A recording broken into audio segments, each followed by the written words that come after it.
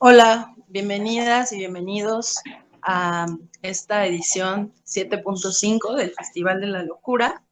Estamos muy contentos de estar por acá nuevamente con ustedes en este espacio que siempre está intentando abrir la reflexión a diferentes miradas en torno a pues diferentes problemáticas sociales de la locura.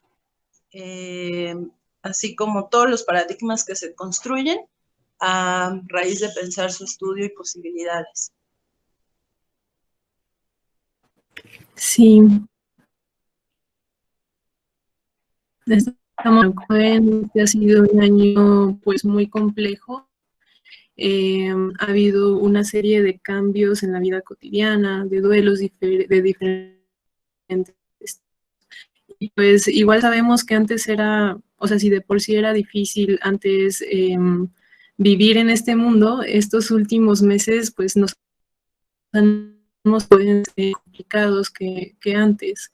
El coronavirus pues entró por todos lados en el sistema y en un que empecinadamente quiere continuar funcionando, ¿no? A pesar de que pues todo se viene abajo y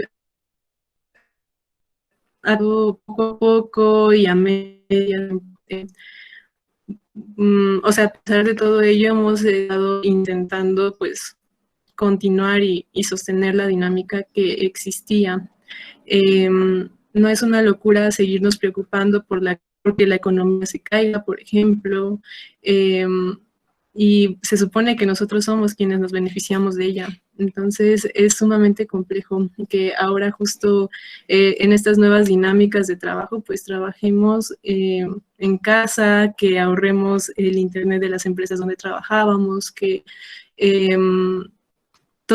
a todas horas nos puedan contactar nuestros jefes, por ejemplo, los que hacen home office.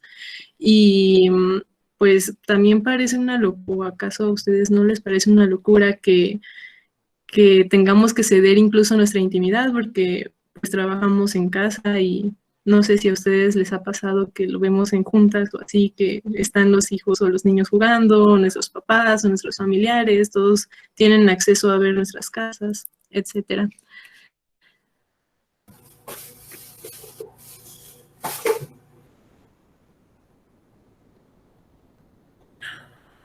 Esta es la razón por la que las temáticas del Festival de la Locura se irán complejizando a través del eje de la cibernormalidad, así como también decidimos que este festival hubiera asignado un número con un dígito.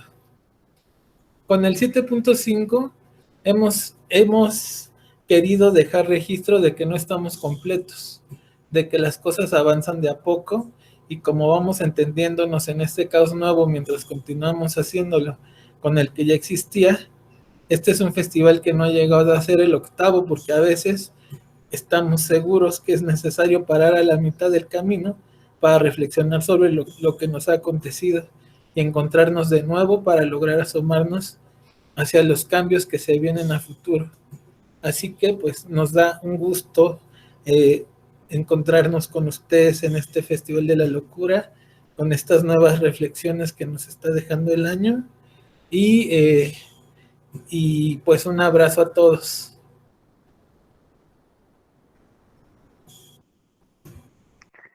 Y bueno, para esta primera participación que va a tratar sobre psicoanálisis, posthumanismo y espiritualidad, pues nos complace una vez más anunciar que nos van a acompañar nuestros amigos de la Doxing Lexical. Este es un proyecto que ya lleva más de 10 años, pues realizando un cuestionamiento en una línea de trabajo continuo. Todo esto mediante la epistemología y el psicoanálisis, y son un colectivo que transgrede los cánones doctos que han configurado la sociedad, pues como la conocemos, ¿no? Bienvenidos y adelante, por favor. Súper, muchísimas gracias. Bueno, pues también dar las gracias a lo colectivo por mantenerse en el esfuerzo del Congreso, ¿no? Nosotros, con nuestra experiencia de la doxa, pues sabemos que puede llegar a ser como pesado, ¿no? O sea, como muchas veces cuando uno empieza, pues es así, ¿no? Como que, pues todo el rollo de pues, de los inicios, ¿no? Y más cuando son como que ideas, por llamarlo de alguna manera así, contraculturales, pues te motiva, ¿no? Pero ya luego pasa el tiempo y ya es como que irlo, o sea, ya se vuelve, puede ser hasta, pues sí, pesado, ¿no? Entonces, el mantenerlo, pues creo que tiene un alto valor y estos espacios, pues realmente valen mucho la pena. Nosotros, pues nos damos cuenta, ¿no? Porque como que no nos invitan en casi a ningún lado.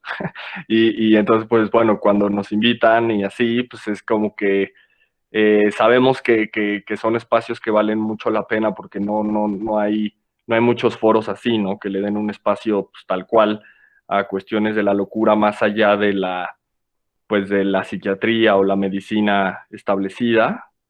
Y también a todos estos discursos que no caben en las instituciones, en las universidades.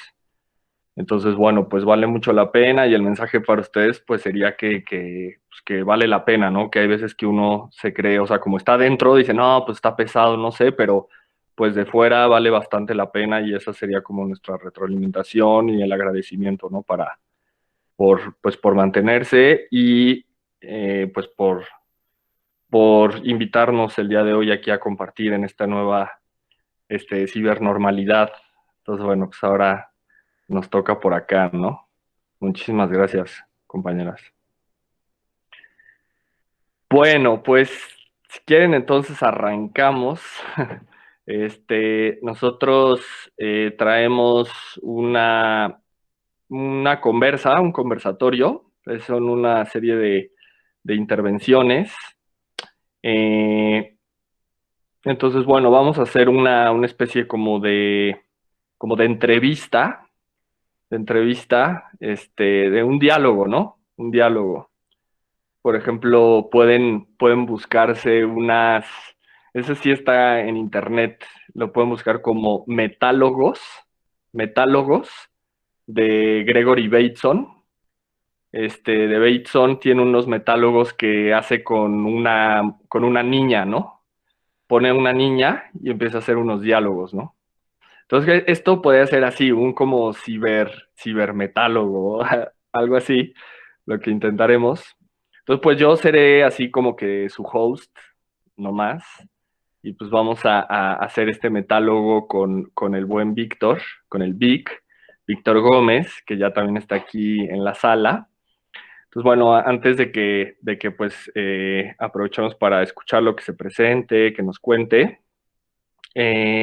Bueno, pues Vic ya lleva varios años en el colectivo y digamos con él se ha dado más la parte, ahorita él nos dirá, ¿no? Pero yo lo considero así como que una etapa más o proyectos más de psicoanálisis puro, por llamarlo de alguna manera.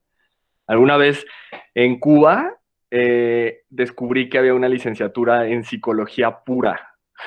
Y había psicología educativa y así, pero entonces yo dije, ¿cómo que psicología pura, no?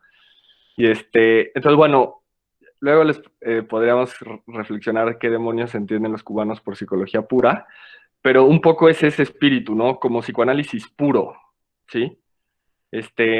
Entonces, como que un poco eso, ¿no? El espíritu epistemológico del psicoanálisis ha sido lo que hemos trabajado mucho con Vic, y pues es un gran aporte para nosotros, ¿no? Porque él, digamos, se mueve muy bien en esas coordenadas, que maneja maneja la clínica, pero también toda esta incursión epistemológica que no es tan sencilla, ¿no? O sea, porque el psicoanálisis se ha digamos, dividido, ¿no? Como en varias facetas. Y tristemente muchas de sus facetas son orientadas hacia la psiquiatría, hacia un psicoanálisis medicalizado, psicoterapéutico, que pues si bien tiene sus cosas positivas, mucho de lo que a nosotros no coincidimos es que se va perdiendo la parte epistemológica, ¿no? Entonces este psicoanálisis puro es un poco como reivindicar el psicoanálisis en esas venas que inicialmente las universidades dirían como filosóficas. Cabe señalar, por ejemplo, el pasaje histórico de cuando echan a Lacan de la IPA, que le dicen como que Lacan podía hacer psicoanálisis teórico, ¿no? Pero de ninguna manera como práctica clínica, ¿no? Entonces, lo que la IPA entendía por psicoanálisis teórico es algo así como este psicoanálisis puro, ¿no? En donde, digamos, se pueda incursionar en cosas no clínicas prácticamente, ¿sí? Psicoanálisis puro, curiosamente, lo entenderíamos como que psicoanálisis no clínico, ¿sí? Entonces, pues fíjense, cualquier buena conciencia, cualquier psicoanalista de buena conciencia nos diría pues, que justo es lo menos puro, ¿no? O sea, como que un psicoanálisis no clínico es lo menos puro, ¿no?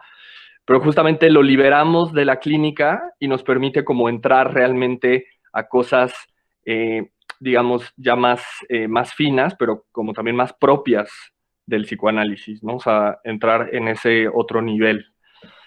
Entonces, bueno, con Vic se ha dado mucho eso, ¿no? O sea, poder caminar ese psicoanálisis que pues es parte del espíritu, digamos, original de la doxa, por no decir que la doxa empezó así, ¿no? Como ese desmarcaje o desanclaje de la clínica, o al menos de la clínica universitaria, ¿sí? Y bueno, pues cabe señalar, el Vic es de la UAC de Querétaro. En Querétaro, pues es una ciudad fuerte de psicoanálisis, sobre todo en términos históricos, ¿no? Era de las ciudades fuertes todavía hoy, ¿no? O sea, mantiene esa cultura psicoanalítica. Y también él ha andado por allá por los Buenos Aires, y también, ¿no? O sea, tiene toda esa experiencia, ¿no? Que nutre bastante, ¿no? Como contrastar una ciudad así, ¿no? En términos psicoanalíticos, latinoamericanos, sí, realmente es una experiencia como muy formativa. Entonces Vic también trae eso, ¿no? O sea, también fue como a ver allá qué onda, ¿no? Y pues la retroalimentación tiende a ser como muy positiva. Entonces, bueno, también está esa parte. Y bueno, antes de que pues nos quiera compartir algo, pues muchísimas gracias a todas por estar acá, a lo colectivo, como ya lo dije, y bueno, pues al propio Vic. Entonces, pues si quieren, antes de que entremos de lleno con esta conversación que tenemos preparada para ustedes, no sé si Vic, tú quieras mencionar algo antes de que arranquemos como tal.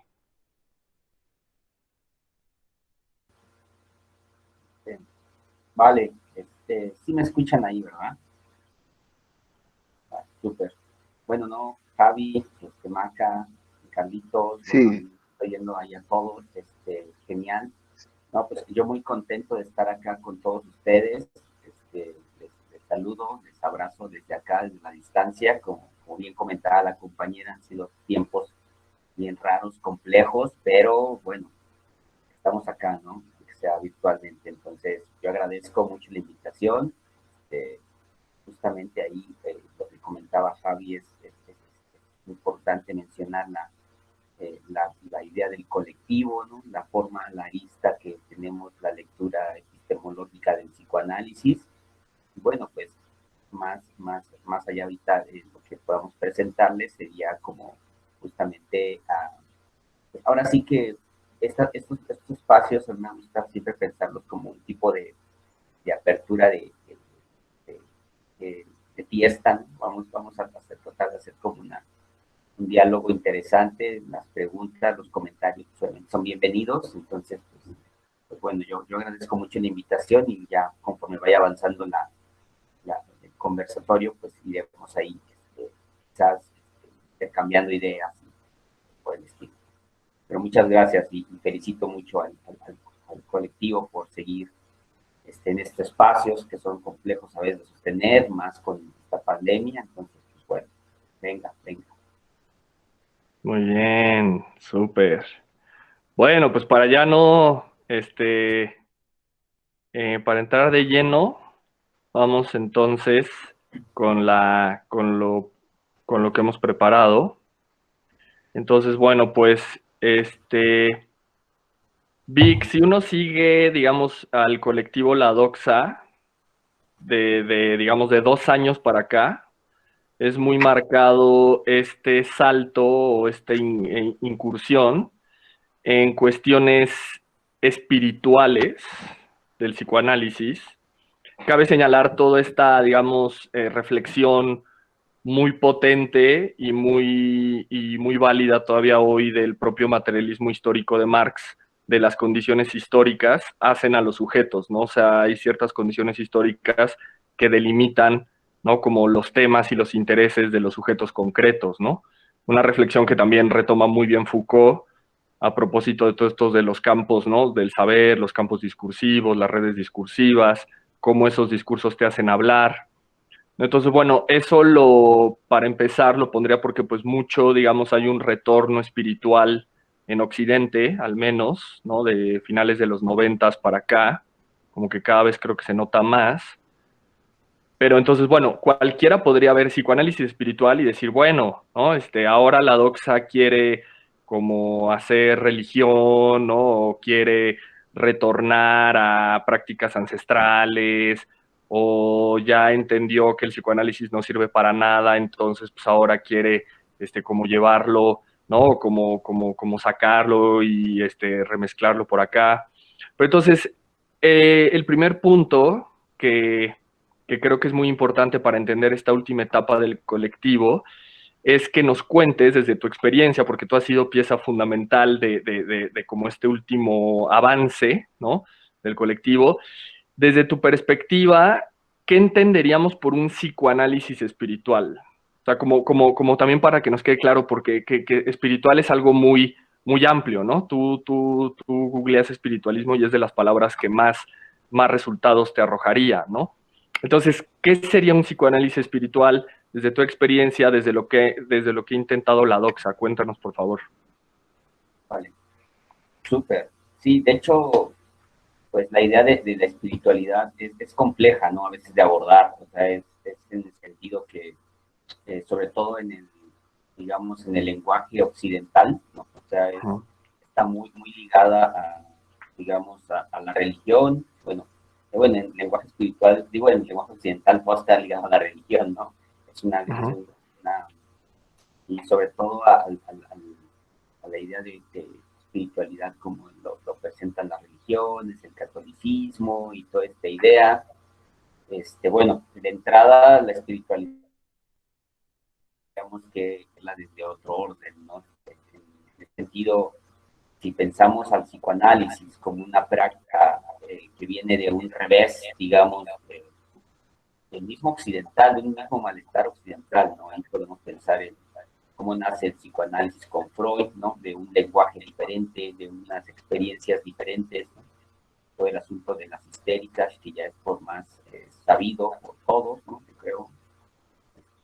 Justamente creo que el psicoanálisis en ese revés que tiene, ¿no? En ese nacimiento de un malestar occidental, de un lenguaje de otro, nace justamente para ver unas venas diferentes de subjetividad o de existencia, ¿no? Que es lo que nos enseña el malestar de la histérica. Entonces, la espiritualidad en ese sentido tendríamos que pensarla también como un lenguaje, como una experiencia, ¿no? Como una vivencia otra, ¿no? En ese sentido, que apertura otros campos. Entonces, de entrada yo comentaría que más allá de pensar el psicoanálisis como una terapéutica, si bien si es una terapéutica, digamos, inclusive podemos pensarla en el sentido antiguo, como quizás Foucault lo pensó en algún momento.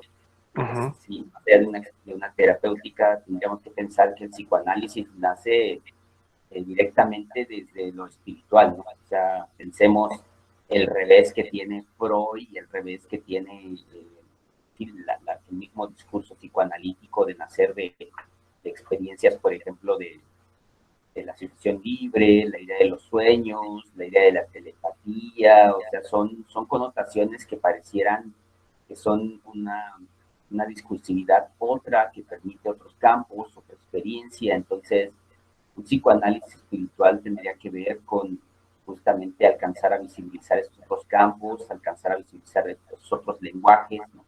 Habitar de otra forma esos lenguajes, romper inclusive la idea de sujeto como lo conocemos, ¿no?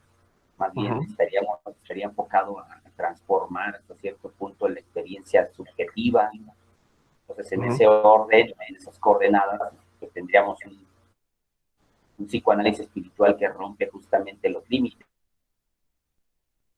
Ok.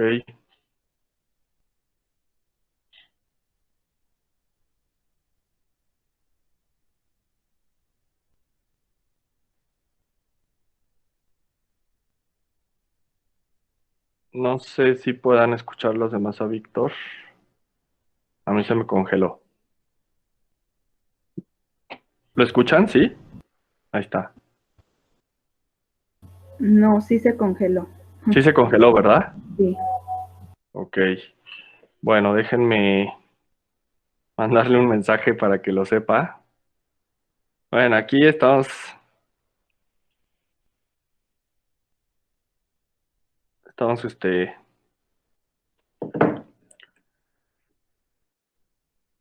innovando, ¿no? Todos. Vic, creo que se congeló. Ah, esta ya se salió.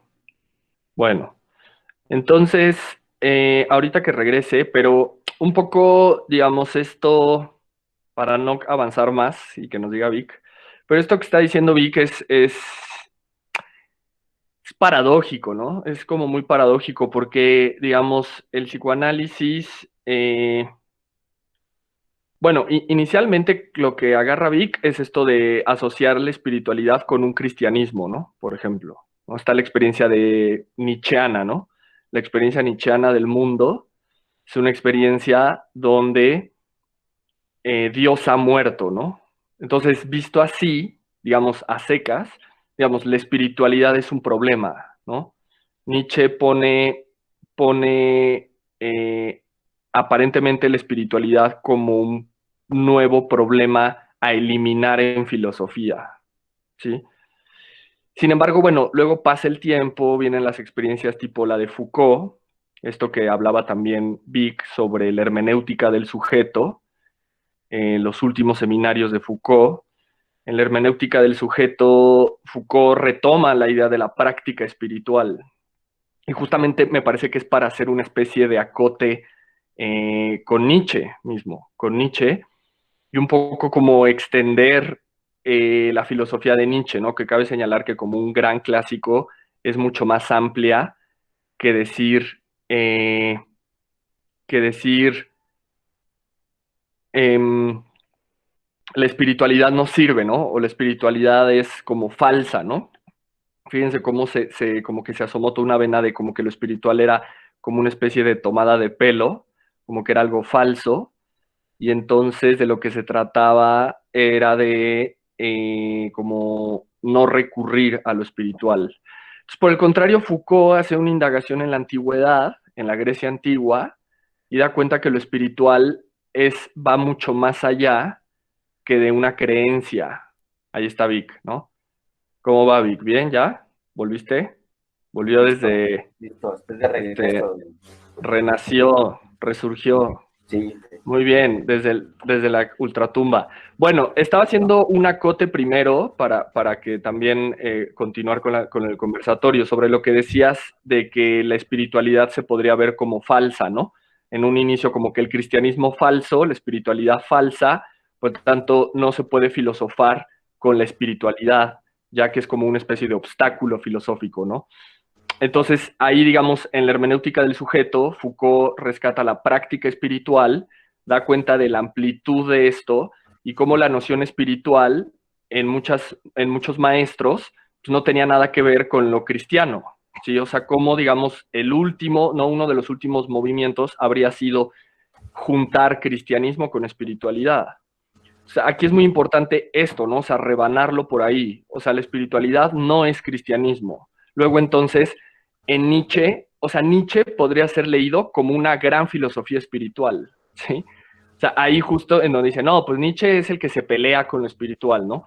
Pero justamente se podría ver todo lo contrario desde la lectura de Foucault, como que el psicoanálisis es espiritual, pero no es cristiano, ¿sí? O sea, la crítica al cristianismo se mantiene, no más que Nietzsche no le hablaba a la espiritualidad, le hablaba al cristianismo, justo como una falsa espiritualidad.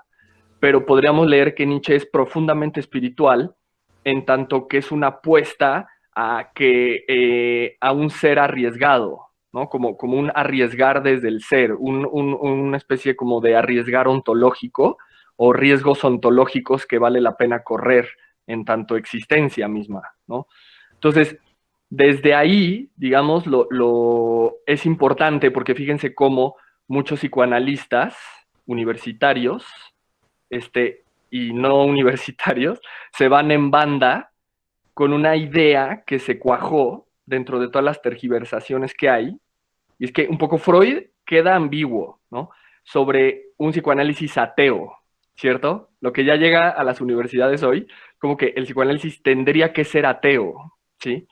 Entonces, tú dices psicoanálisis espiritual, y entonces ya mucho gremio psicoanalista dice, no, no, no, no, no, eso no, no, no, o sea, tiene que ser, digamos, ateo el psicoanálisis. Entonces se hizo una especie de tergiversación tal cual, porque ese es un falso consenso, ¿no? Una tergiversación en donde el psicoanálisis tendría que ser ateo, ¿sí? Si no, no, como que no podría, ¿no? Entonces, ese creo que es como un gran momento en donde nosotros entramos, porque por ejemplo, no sé si Vic recuerde, pero cuando se estuvo moviendo un cartelito que hicimos un seminario este año de ocultismo y psicoanálisis, o sea, muchos de los comentarios, obvio, en todas las redes hay hate, ¿no? Y es divertido el hate, ¿no? Pero mucho hate era del tipo, no, eso no se puede, ¿no? ¿Qué les pasa, no? O sea, una cosa es el psicoanálisis, ahora ya lo están así como que algo imposible de suceder, o sea, les estaba transgrediendo sus esquemas, ¿no? O sea, era como notorio la reacción.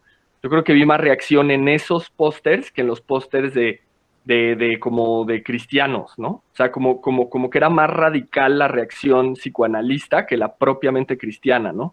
Entonces, ahí justo se ve cómo el psicoanálisis acabó en lo que tanto criticó. ¿Cómo ves esto, Vic? Cuéntanos.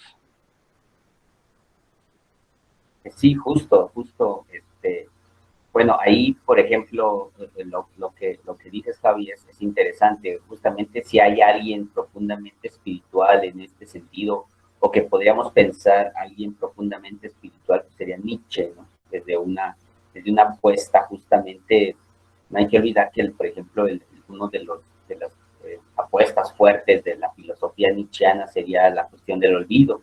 O sea, justamente el olvido nietzscheano tiene mucho que ver con esta complejidad espiritual de poder transgredir justamente los valores de otro orden y soltar esa parte moral del lenguaje, ¿no? O sea, esa parte moral del sujeto que ha habitado Occidente, digamos. Entonces, creo que Nietzsche por ahí es un buen referente, o sea, inclusive es complejo en ese sentido de cómo escribe su obra por la misma apuesta que tienen de esa transformación, de ese buscar cómo habitar el mundo de otra forma. Entonces, ahí también me parece que Foucault toma muchísimo de Nietzsche. O sea, creo que Foucault ahí es totalmente nietzscheano en los pasajes que tiene interesantes, sobre todo en la genética del sujeto. Y bueno, sí, o sea, creo que pensándolo por ahí en el asunto del psicoanálisis ya, digamos, contemporáneo, ¿no? O sea, creo que si lo pensamos así, pues obviamente la idea, por ejemplo, creo que ya lo que estamos hablando algo de cristianismo, el asunto del cristianismo también habría que verlo en esta forma de moralizar el lenguaje, ¿no? Eso Lacan lo sabía muy bien, o sea, Lacan sabía muy bien que moralizar el lenguaje, es decir, el lenguaje al estar abierto, o sea, al no ser de nadie, al estar justamente, puede tanto servir para moralizar al sujeto de cierta manera o para reconfigurarlo o para aperturarlo, ¿no? Entonces, yo acá, por ejemplo, una cuestión que hemos trabajado mucho en la doxa y toda esta cuestión es como tratar de transformar el psicoanálisis o más bien desmontar el psicoanálisis de ese lenguaje moral médico, al fin y al cabo, que se ha permeado por la práctica psicoanalítica, ¿no? O sea, todas estas nociones de, por ejemplo, no sé, ahí pensémoslo en la cuestión de los lacanianos, ¿no? Que es como la que más está de moda ahorita, toda la cuestión, por ejemplo, académica de los lacanianos, de los matemas, ¿no? De estas fórmulas que parecían como recetas médicas, ¿no? Esta clínica como de la, sí, que no se hace mucha diferencia de lo médico, ¿no? O sea, pero en términos psicoanalíticos, ¿no? Las famosas enunciados lacanianos, toda esta cuestión de esta clínica que ha aparecido últimamente, que me parece que es profundamente compleja en el sentido de no en complejidad en términos positivos, sino más bien compleja en términos de dispositivo como de ejercicio de poder, ¿no? Al fin y al cabo de borrar, como bien dices, lo que en un momento el psicoanálisis propuso, ¿no? Ahora sí que lo revolucionario del psicoanálisis o la propuesta revolucionaria compleja de Freud en un momento se volvió al revés y entonces ahora está medicalizando de una forma más refinada hasta cierto punto, ¿no? Esta parte. Entonces, creo que gran parte del trabajo de la doxa o nuestro trabajo, nuestro propósito ha sido desmarcarnos de esa parte, de esa cuestión psicoanalítica y buscar otra vena que creo que es mucho más genuina que del psicoanálisis, ¿no? Mucho más trabajada también en el sentido epistemológico y en el sentido teórico, ¿no? Creo que esa parte es importante. Ya bien mencionabas, ¿no? La idea del seminario que tuvimos de ocultismo, que si bien es un seminario, pues a lo mejor el título fue complejo, ¿no? Porque hablar de ocultismo y psicoanálisis es, en primera entrada pareciera como que no tiene nada que ver, o pareciera que es una locura, o pareciera, no sé, algo así, pero si somos, digamos, teóricamente congruentes, o si somos, ahora sí que teóricamente fuertes a cierto punto, que creo que es lo que le falta a veces al psicoanálisis, ¿no? O sea, hacer unas lecturas complejas, por ejemplo, de Freud, de Lacan, de ir como en la investigación, llevarlas a otros niveles, pues encontramos a un Freud de entrada totalmente ocultista, ¿no? O sea, si alguien había complejo o realmente empapado de ocultismo era Freud, ¿no? O sea, sí. toda su enseñanza tiene textos que, por ejemplo, telepatía, ¿no? Conceptos complejos que a veces no son muy leídos justamente por esta moral del lenguaje, esta moral psicoanalítica clínica, ¿no?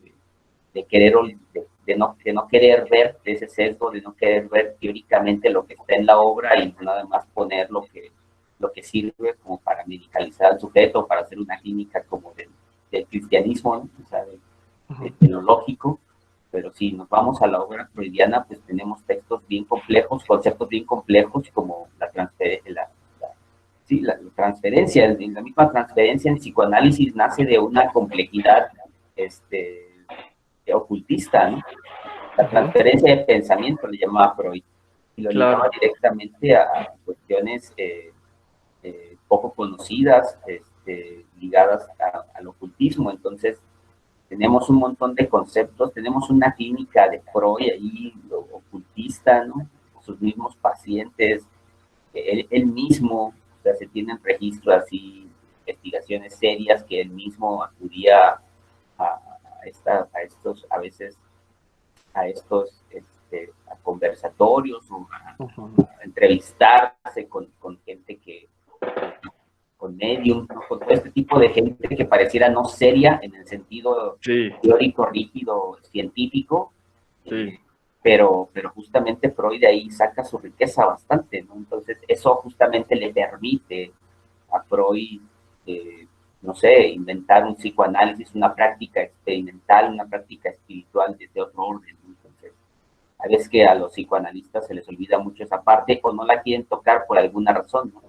El mismo Lacan tenía esos mismos giros, o sea, Lacan también era un tipo bastante complicado en ese aspecto, ¿no? O sea, pareciera que la moral psicoanalítica actual solamente ve la cuestión que parece que hace lógica, la cuestión cristiana del psicoanálisis, el lenguaje que puede encasillar a un sujeto a ciertas prácticas o darle respuesta a un sujeto a ciertas prácticas, y se nos olvida toda esa complejidad que el psicoanálisis ha venido cargando de sus inicios y que sigue cargando, ¿no? Al fin y al cabo se escapa, o sea, justamente hay siempre prácticas que aperturan a otras formas de estar. Entonces, sí, creo que esa parte es, y se puede mantener mediante la parte teórica, epistemológica, creo que es parte fundamental también para acceder a este tipo de pensamiento complejo, ¿no? Entonces, creo que por ahí está interesante en ese sentido los seminarios que se hacen desde la DOCSA, porque son realmente apuestas complejas, ¿no?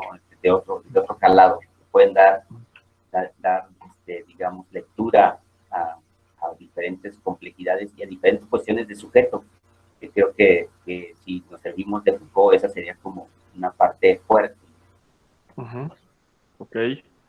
Ok, bien, Vic. Entonces, bueno, para no dejar este cabo suelto y pasar con lo siguiente, que sería más de poshumanismo y ya de psicoanálisis puro, para no dejar este cabo suelto, entonces estarías diciéndonos algo así como que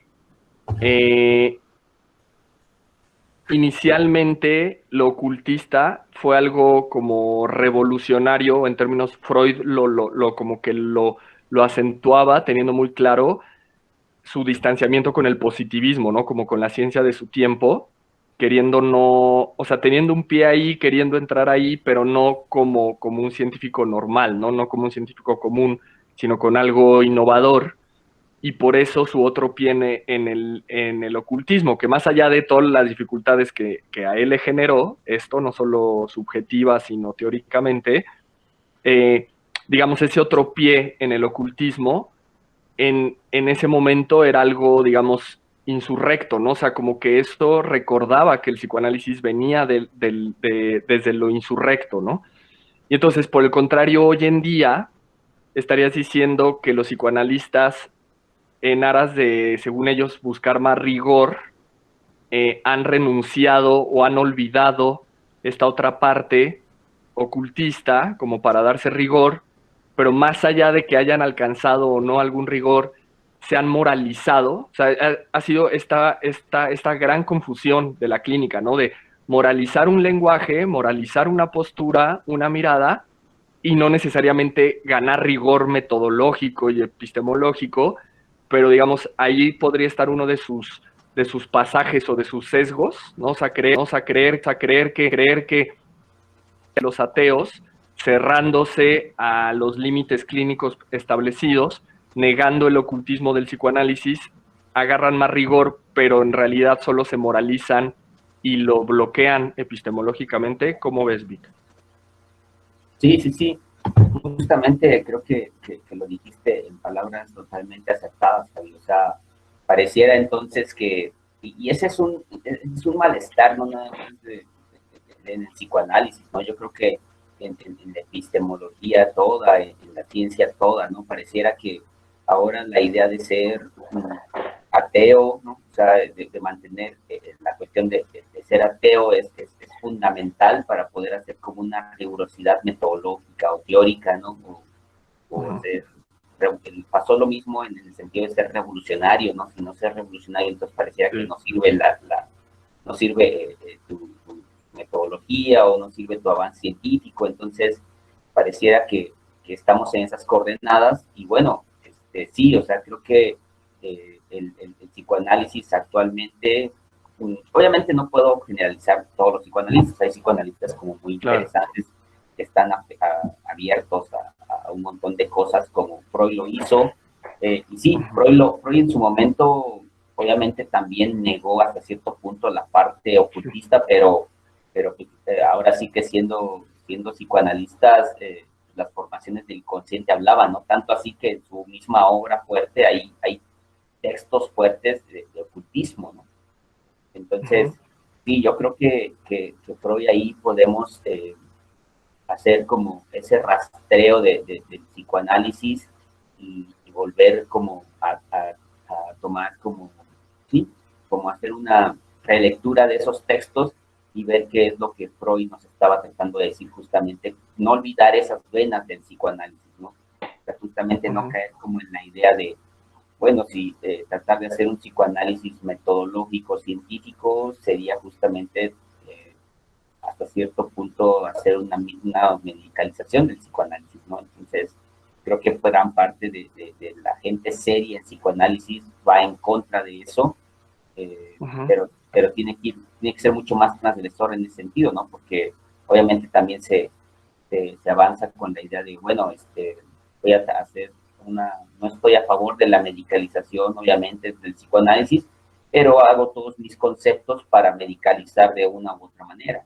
¿no? Por decir, claro, prácticas de los psicoanalistas contemporáneos que yo he escuchado, por ejemplo, sobre todo en Lacan, que pareciera que hacen, que con los matemas, que con los mismos conceptos psicoanalíticos, hacen una lectura de un sujeto bastante precario, ¿no? O sea, hacen la explicación de una subjetividad o de una experiencia bastante precaria, y entonces parece un manual con lenguaje psicoanalítico, ¿no? Entonces, eso no nos hace mucha diferencia de la experiencia psiquiátrica o de la experiencia médica, ¿no? Entonces, creo que esa parte no rigurosa del psicoanálisis está muy expuesta en este momento, ¿no? Está muy de moda, sobre todo porque pues, obviamente remite a cuestiones, sí, o sea, económicas, políticas también, claro, o sea, está totalmente atravesado por la parte de lo económico y lo político, pero pues justamente hace una práctica de la poca rigurosidad, ¿no? Teórica, una práctica fácil de ejercer, ¿no? Una práctica que lleva a un sujeto vacío, un sujeto, y no va a ser en el sentido lacaniano, sino un sujeto justamente vacío de rigurosidad epistemológica, de no hacer un sujeto que no piense, ¿no? O sea, parece que el psicoanálisis, si bien podemos pensar, me hace recordar ahorita de la hermenéutica del sujeto, o sea, si bien, por ejemplo, está de moda también mucha esta parte de pensar a Foucault con el psicoanálisis, creo que si algo podemos pensar, por ejemplo, con Foucault es, si bien Foucault no era psicoanalista, ¿no? O sea, eso es de entrada, ¿no? Pero, y Foucault, obviamente podemos encontrar muy pocos conceptos, no vamos a encontrar, por ejemplo, conceptos psicoanalíticos en Foucault, ¿no? O sea, no vamos a encontrar transferencia y todo esto, pero lo que sí encontramos, por ejemplo, en Foucault es justamente cómo la experiencia humana ha hecho estos elementos de lenguaje para poder hacer cierta subjetividad, ¿no? Entonces, por ejemplo, podemos encontrar en Foucault toda la lógica de la experiencia de la sexualidad, por ejemplo, toda cómo se vive, por ejemplo, el sujeto político en términos del dispositivo carcelario, ¿no? Por ejemplo, toda la experiencia, o sea, Foucault hace todo este trabajo que el psicoanálisis obviamente toma porque trabajamos justamente con eso. O sea, el psicoanálisis tiene que ir para digamos, ver la experiencia del sujeto para poder, de cierta forma, desconfigurar esa manera, ¿no? De parecida de linealidad subjetiva. Entonces, creo que ahí Foucault es sumamente importante en el psicoanálisis. Y si somos honestos con Foucault, podemos pensar que Foucault se pasa criticando al psicoanálisis prácticamente toda su obra, toda su vida, ¿no? O sea, justamente en la hermenéutica del sujeto tiene un gesto interesante, ¿no? O sea, creo que es la primera sesión de ese curso, y tiene un gesto interesante de pensar si el psicoanálisis de la forma, y fíjate cómo lo dice, ¿no? O sea, habla bien del psicoanálisis, pero habla bien de Lacan, de hecho también. O sea, dice, bueno, Lacan creo que es el primero que ha llevado al psicoanálisis a una reconfiguración interesante, porque lo pone en términos de lenguaje, que podríamos pensar que ese lenguaje podría llevar a otros niveles de experiencia subjetiva espiritual. Entonces, ahí habla bien de cómo Lacan ha llevado al psicoanálisis, o cómo lo ha transgredido, cómo lo ha reformulado, cómo lo ha manipulado para poder dar respuesta a otras formas de estar en el mundo. Y habla justamente del psicoanálisis y habla también del marxismo. O sea, son dos venas que se Foucault. Bueno, podríamos pensar justamente un psicoanálisis espiritual, o también a lo mejor un marxismo espiritual, ¿no? De la transformación, y hasta ahí lo deja, ¿no? Y es la única vez que Foucault habla de bien, digamos, del psicoanálisis. Antes había pero no es que hable mal, ¿no? No es que esté criticando el psicoanálisis, sino justamente está en esta idea de, bueno, los psicoanalistas, ¿qué están haciendo? Realmente, creo que Foucault lo visibilizaba desde antes, ¿no? Los psicoanalistas, si no transfiguran sus conceptos, si no reconfiguran su lógica de ver el mundo, si no reconfiguran su forma de experimentar, de ver cómo el sujeto se va conformando, pues van a ser realmente la misma lógica médica y más compleja, ¿no? Aún más refinada. Entonces, sí. Creo que esa parte está como interesante. Sí. Bien, bueno, pues ahora vamos ya a entrarle más a la carnita. Aquí traje unos tacos y la salsa, todo para que nos echemos un almuerzo epistémico. Bueno, ya entrando más de lleno sobre el ocultismo, por ejemplo, ya que salió ese seminario, en ese seminario se mencionó algo que ya repasaste, bueno, que solo mencionaste hoy. Lenguajes telepáticos, sueños premonitorios y transferencias de pensamiento, por decir, por solo soltar algo porque pues, no nos daría tiempo, ¿no? Entonces, esos elementos que estarían jugándose en el propio Freud, si digamos nos reducimos, por agarrar algo así nomás, la cuestión de la transferencia, ¿no? O sea, cómo Freud coloca la transferencia en términos inicialmente ocultistas, ¿sí? Habla él de la telepatía en términos de transferencia de deseos. Ahí está todo el rollo de la traducción, tal, pero bueno, poniéndolo así, como transferencia de deseos, digamos, y si nos regresamos al ABC lacaniano, donde se pone un lugar central en la otredad, ¿no? El deseo de la madre como el tesoro de significantes, el otro, la otra, en este caso, veríamos entonces cómo, digamos, de alguna manera, la madre telepáticamente transfiere su deseo a los hijos y que, por ejemplo, muy de lenguaje, cuando nombran, ¿no? Cuando bautizan a un hijo, cuando lo nombran, digamos, no nada más le pongo ese nombre, ¿no? Sino realmente le estaría telepáticamente enviando cierta, ¿no? Como ciertas energía, ¿no? Cierta energía que a final del día sí es recibida y se manifiesta, digamos, entonces, aquí, pues, por un lado,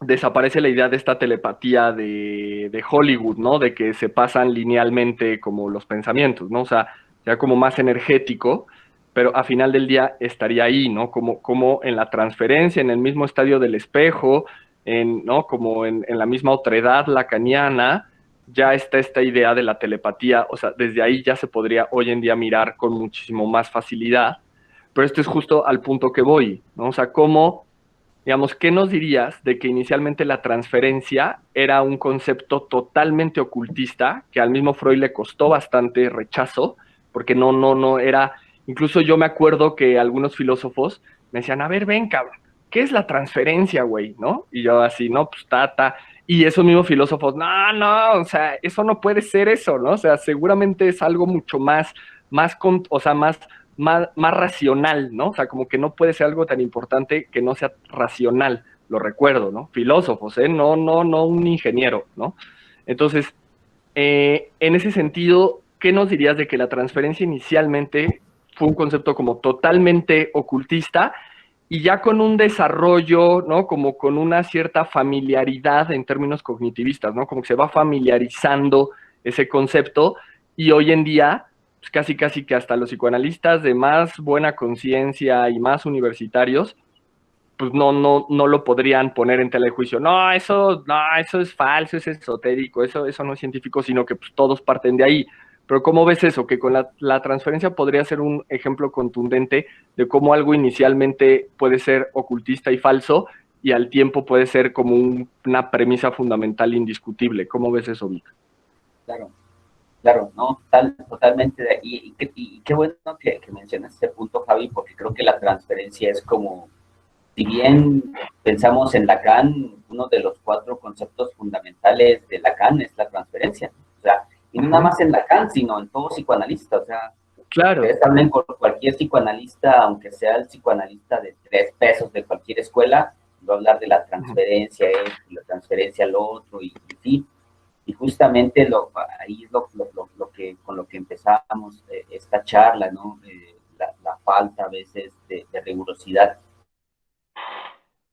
teórica, ¿no? O sea, era como que la transferencia, ahora todo el mundo acepta la transferencia, ¿no? Como algo dado, como un concepto dado, como un concepto inamovible, pero no se estudia o no se complejiza de dónde viene, ¿no? Entonces, y justamente la idea de transferencia viene de un concepto totalmente ocultista en el sentido, inclusive no nada más la transferencia, o sea, pensemos en la idea de los sueños, ¿no? O sea, y hay un concepto fuerte donde nace el psicoanálisis, los sueños, la interpretación de los sueños, la gran obra freudiana tal cual, y los sueños puestos en términos justamente de deseo, ¿no? O sea, ahora sí, ahí podemos pensar la transferencia, por ejemplo, como la planteaba Freud, justamente la transferencia de deseo, ¿no? La transferencia de deseo de aquello que no,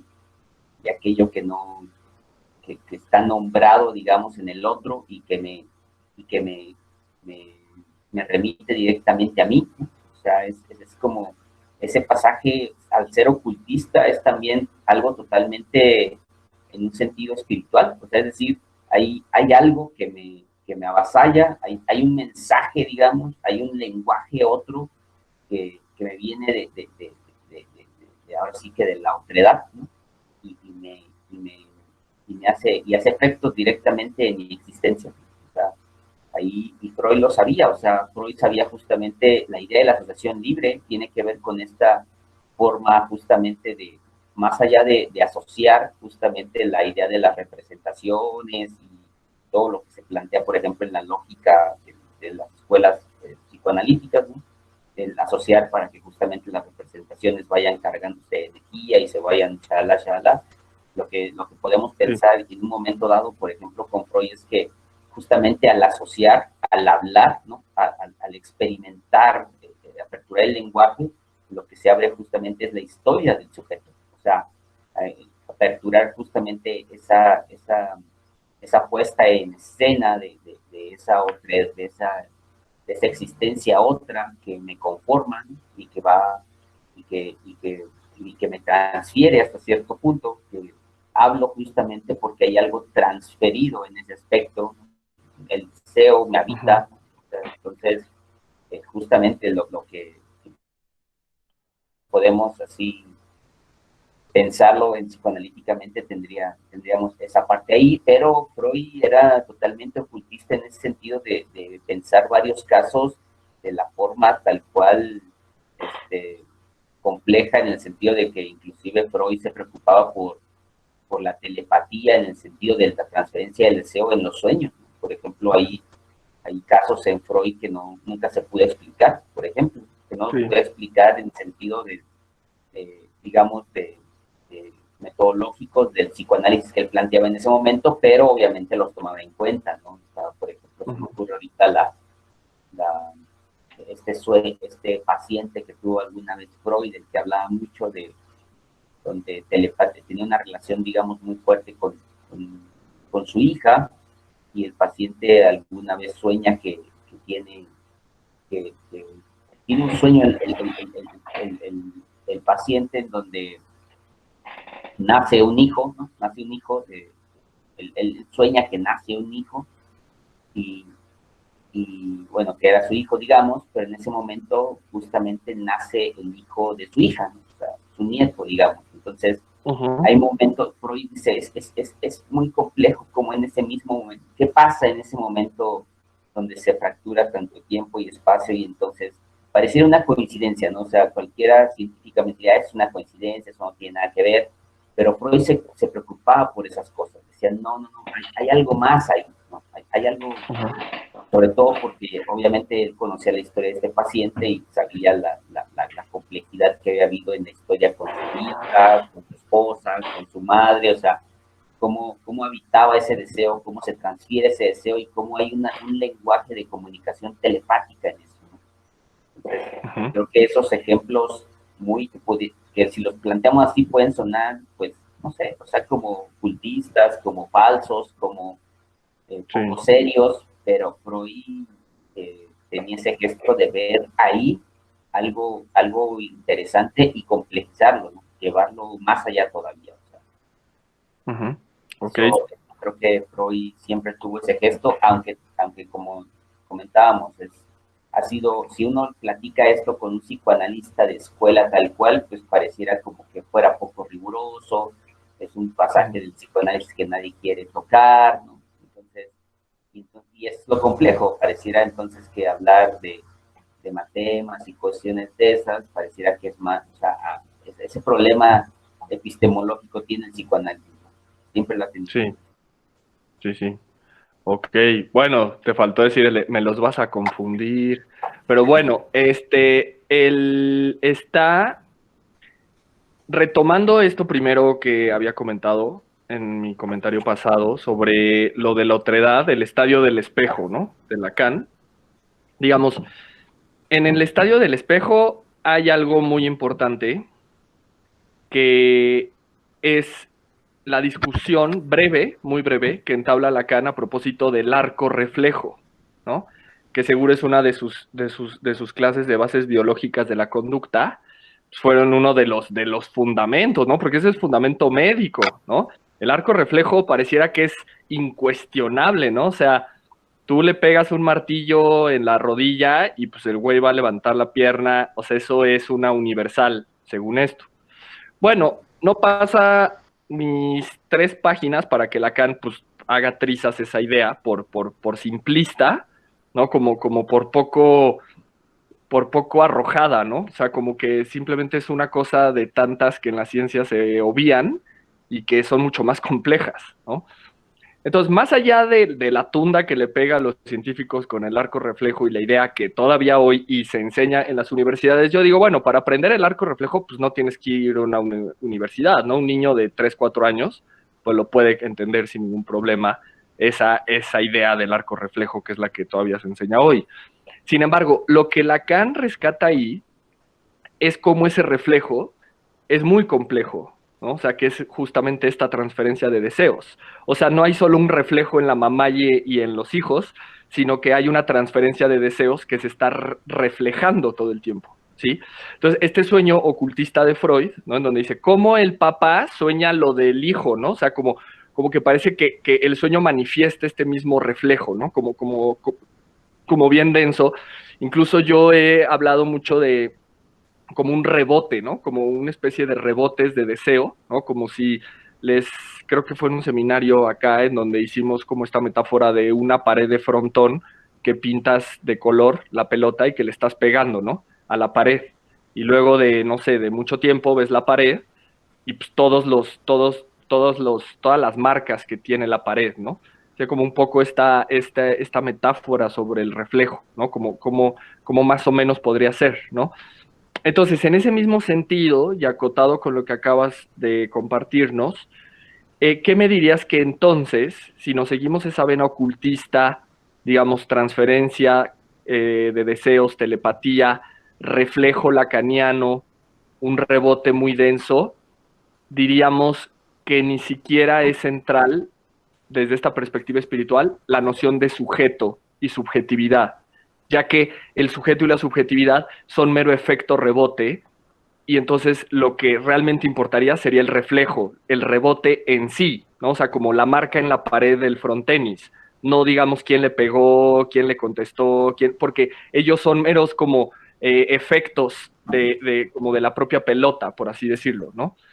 Entonces, ¿qué nos dirías a propósito de que este psicoanálisis espiritual, digamos, rebasa la idea de subjetividad, que como dices tú, los psicoanalistas de escuela, no solo en los matemas, sino creo que la idea en donde están hoy es en la subjetividad, ¿no? O sea, hoy todo buen psicoanalista bien pensado, pues no solo te habla de la subjetividad, sino se sienten hasta revolucionarios o entienden la subversión lacaniana en términos de subjetividad.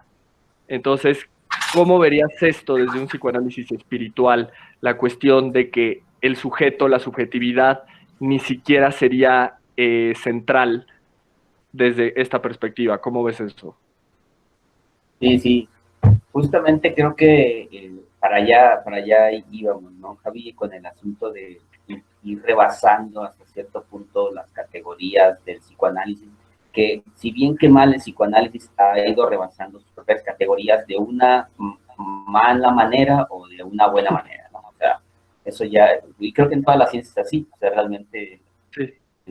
Ahí esa cuestión como del sueño de los avances científicos es compleja, más bien es como un rebote, ¿no? O sea, y creo que sí, o sea, tienes razón en el sentido de que ahorita todo psicoanálisis está centrado en la noción de sujeto, ¿no?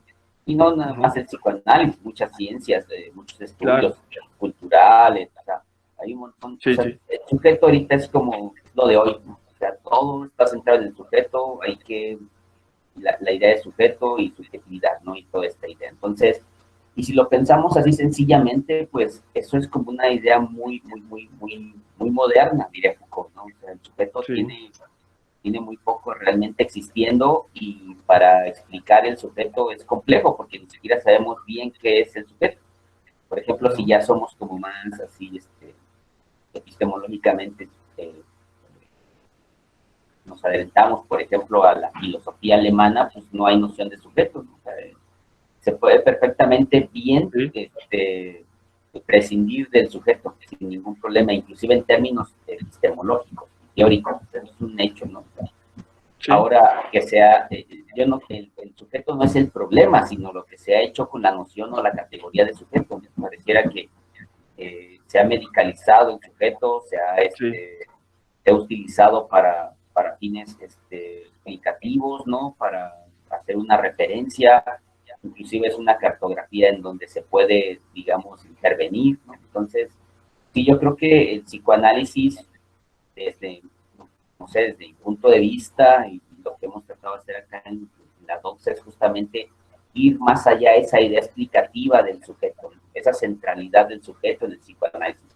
Creo que si planteamos justamente la noción de un psicoanálisis espiritual, podríamos pensarlo nada más en las marcas de rebote, o sea, tendríamos que pensar más allá de sujetos, podríamos pensar en experiencias, ¿no? Que son experiencias de deseo, experiencias que inclusive no son explicativas, ¿no? No hay forma de explicarlo, no se podría, obviamente menos tendría que ver con el asunto de la razón, ¿no? Más bien sería un mero efecto de rebote, como dices tú, y creo que, por ejemplo, en Lacan, creo que eso se puede encontrar también siendo como fuertes teóricamente con Lacan, se puede encontrar, y es gracioso porque se puede encontrar en un Lacan muy joven, o sea, hablamos, por ejemplo, el estadio del espejo, que es creo que un texto del 38, o sea, es prácticamente en la Segunda Guerra Mundial, pensemos, ¿no? O sea, también esas connotaciones históricas, ¿no? Claro. Porque son efectos de rebote, o sea, también tiene que ver con uno, o sea, no es que sea como un elemento aislado de que,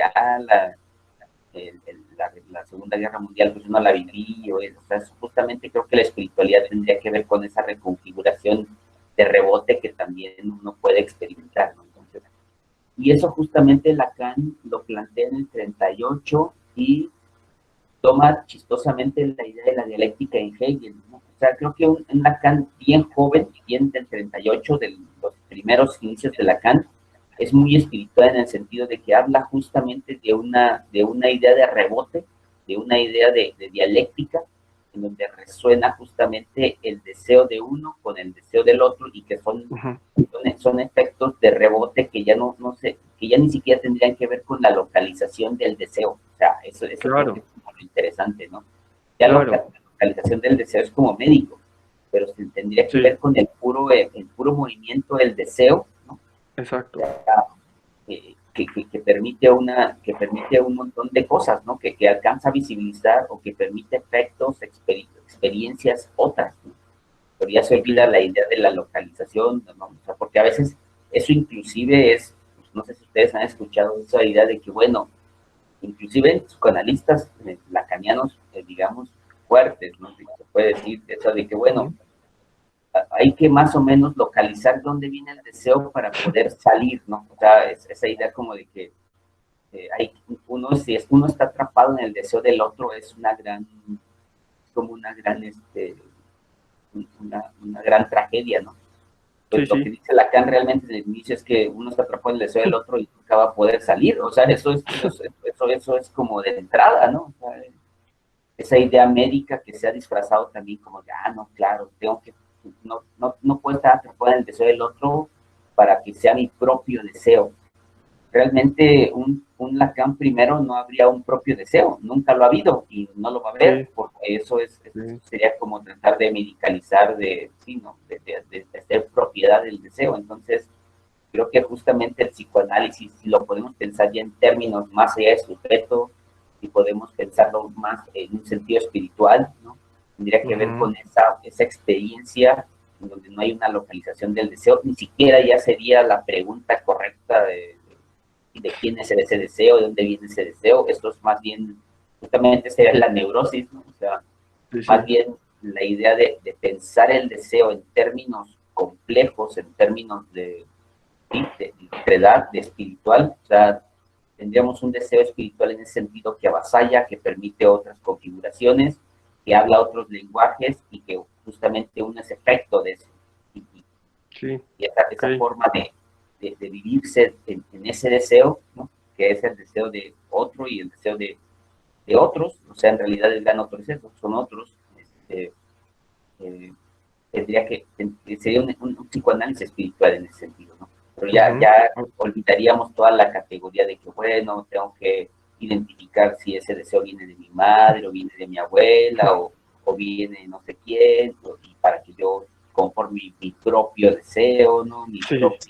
Eso ya se escucha más como empresarial, ¿no? Como un empresario de mi propia... De sí mismo. Sí, claro.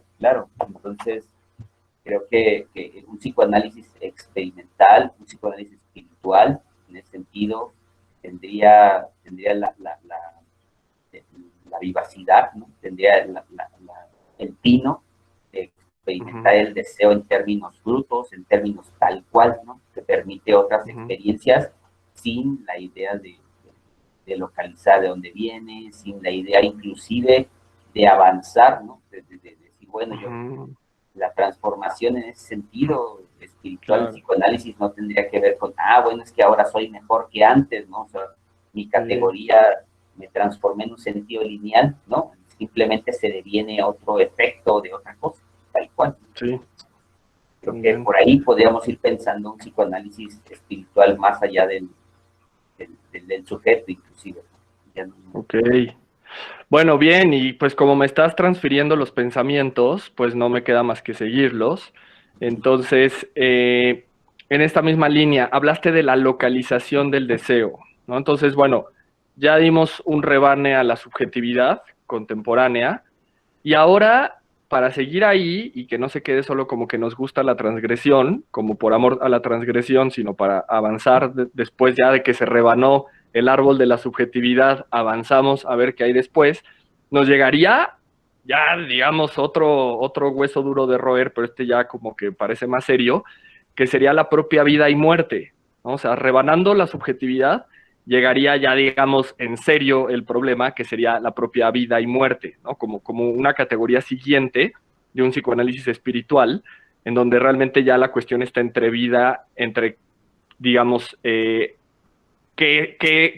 dónde queda la vida, dónde queda la muerte, y más allá de aventarnos biologicismos, biopolitiquerías, religiosidades, el punto para ahorita, porque ya nos quedan pocas entradas, sería, entonces, digamos, sin el afán localizacionista del deseo, que te faltó mencionar, obvio, buscarlo en el cerebro, ¿no? Como los neuropsicoanalistas, buscando en el cerebro el deseo, o cómo se desea, diríamos, entonces, el deseo nos muestra que ese rebote viene de la muerte, ¿o cómo ves esto? O sea, como que la vida, digamos, la vida no es un criterio de deseo y la muerte no es algo carente de vida, porque trae el deseo. O sea, como viene de más atrás. Si estamos diciendo que es un rebote de tu mamá contigo, y asimismo de ella con su mamá, y asimismo de ella con su mamá, con su mamá, con su mamá,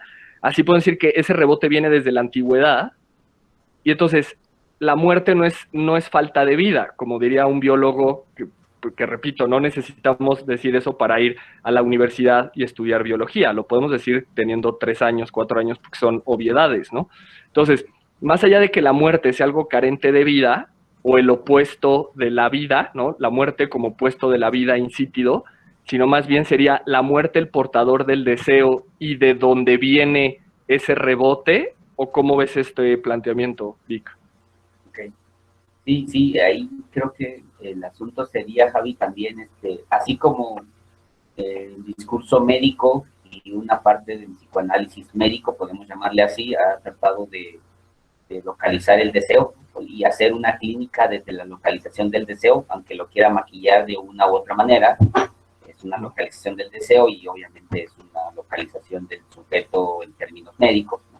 Entonces, creo que de esa misma manera podemos pensar también la noción de vida-muerte, ¿no? O sea, claro, también en Occidente, y bueno, justamente la idea de la vida y la muerte en sentido de localización. O sea, pensar que la vida es como esto, ¿no? O sea, que uno está vivo, y eso creo que es como interesante, porque Freud lo desmarca desde un inicio, ¿no? O sea, sí. si algo tiene Freud también de transgresor complejo con todo su pensamiento de la pulsión, por ejemplo, pulsión de muerte en específico, es, diría Freud así como un momento, ¿no? En primera vamos a replantearnos la noción de vida y de muerte, ¿no? O sea, ¿qué estamos pensando, qué estamos entendiendo por vida y por muerte, ¿no? O sea, podríamos pensar entonces ahí que sí, o sea, que un psicoanálisis de entrada y un psicoanálisis ya, si hemos planteado la idea de un psicoanálisis espiritual, en un sentido de hasta cierto punto, un más allá del sujeto, un psicoanálisis espiritual más allá de la localización del deseo, ¿no? Obviamente estaríamos pensando un psicoanálisis que reconfigura y rompe la noción de vida o muerte como la entendemos en la actualidad, ¿no? O sea, tendríamos que pensar más bien que justamente, como diría hasta cierto punto Lacan, pues les digo que Lacan es interesante, ¿no? Con su idea de sujeto de Lacan, o la idea del significante, en ese sentido, el significante está muerto, en el sentido de que justamente todas las nociones que podemos pensar, por ejemplo, de la madre, de la historia, son historias que no remiten justamente a algo vivo, tal cual como lo conocemos en un sentido biologicista, ¿no? Es un sentido en el que el lenguaje en específico está, digamos, viene de lo inanimado, como diría Freud, ¿no? Entonces, justamente eso inanimado, esa cuestión de lo inanimado en Freud tendría que ver con la cuestión que da hasta cierto punto la apertura al deseo. O sea, tendríamos justamente que el deseo proviene de algo totalmente inanimado, de algo totalmente, un lenguaje que podríamos pensar que técnicamente está muerto, ¿no? Pero ya no podríamos pensar, es que eso, de lo muerto viene lo vivo, o lo vivo va a lo muerto. Esas cuestiones de localización ya estarían de más, ¿no? O sea, sería simplemente la cuestión del deseo, creo que rebasa eso. Justamente por eso en psicoanálisis se puede plantear, o un psicoanálisis espiritual rebasaría justamente, no importaría si conociste a alguien, si no lo conociste, o sea, el mismo lenguaje, la experiencia del lenguaje te permite justamente dialogar con eso, o inclusive pensar en un lenguaje más complejo, que no sea un lenguaje de palabras, o un lenguaje de prácticas, ¿no? Pensemos, por ejemplo, en un lenguaje animal, por ejemplo, en un lenguaje de espíritu, ¿no? O sea, todas esas cuestiones que se manejan en otras epistemologías, que son como sentido espiritual. Creo que el psicoanálisis y el deseo iría en esa lógica, ¿no? O sea, el deseo más allá de la configuración vida-muerte, pues ya no entraría en esos términos. Ok, bueno, vamos a hacer 2 más para escuchar también si hay preguntas o retroalimentación aquí con la banda. Pero cuéntanos un poquito sobre, entonces, digamos, ya acotamos con el deseo, digamos, abonamos hacia el deseo, nos desmarcamos de la subjetividad, le entramos al terreno duro, que es lo de la vida-muerte, pero como lo acotaste, me pareció brillante la parte de decir como que queda de más, ¿no? O sea, esta idea, viene la vida, luego la muerte, o sea, eso ya es movernos como en la modernidad, ¿no? ¿Qué es primero? ¿Qué es después? Entender, explicar, mira, entonces así funciona, o sea, sino más bien salirse, ¿no? Parece que eso es el propio psicoanálisis, salirte de tu neurosis, de tu historia, de cómo tendría y luego lo entendí todo y entonces así es y eso voy a hacer, o sea, como que justamente resquebrajar eso, ¿no? Pero bueno, en ese mismo sentido, ¿qué nos dirías ahora a propósito del síntoma? Y creo que anclado mucho con lo del próximo seminario que van a hacer sobre, también es tu propuesta, ¿no? Entonces, cuéntanos en este sentido, digamos, qué lugar, ¿no? Tendría, digamos, el síntoma como una especie, o sea, si seguimos, ¿no? Para presentarte mejor formulado. O sea, si seguimos la idea de que el síntoma rebasa al sujeto, ¿no? O sea, ojo, el síntoma rebasa la voluntad del sujeto, ¿no? O sea, el sujeto no puede controlar su síntoma, no le gusta, ¿no? O sea, entonces lo inhibe en el momento que no quiere, aparece cuando menos se lo esperaba, le genera angustia, ¿no? Entonces, ahí está el seminario de la angustia de Lacan, o sea, le genera angustia, va en contra de la voluntad del propio sujeto, ¿sí? Entonces, en ese sentido, el síntoma visto así espiritual sería como algo que viene de ese más allá y, digamos, rebasa al sujeto, pero no en un sentido de malestar, sino con un mensaje otro, digamos, más allá de los límites médicos. ¿Cómo ves esto? Sí, ahí creo que la idea del síntoma es compleja pero creo que es muy productiva, ¿no? O sea, el síntoma, pensémoslo ligado al deseo, o sea, justamente el síntoma es como, ahora sí que un soporte del deseo, o sea, es como una mezcla también del deseo, entonces, justamente si somos freudianos, el síntoma viene justamente de aquellos deseos que no, digamos que rechazamos y que son como complejos de digerir, ¿no? Ahora, la noción de síntoma en ese sentido tendría como una ganancia, digamos, en el sentido de que al ser el síntoma, estar anudado al deseo, al estar, sí, amalgamado al deseo, justamente lo que podemos encontrar en el síntoma es digamos, ese lenguaje, o sea, los síntomas en psicoanálisis, así como lo pensamos, como lo plantean, digamos, casi todas las psicoanalistas o escuelas, justamente ayudan al sujeto a reconfigurar de cierta manera un malestar, ¿no? Entonces, ahora, en ese sentido, hay todavía psicoanalistas que los quieren quitar, ¿no? También, o sea, es como, a veces todavía lo peor, pero claro. si lo pensamos en un sentido de un psicoanálisis espiritual, el síntoma, propiamente dicho, tendría la capacidad, por ejemplo, de reconfigurar al sujeto desde la cuestión del deseo en la que está tomado, digamos. La cuestión del deseo que ha venido configurando a la existencia de todos, ¿no?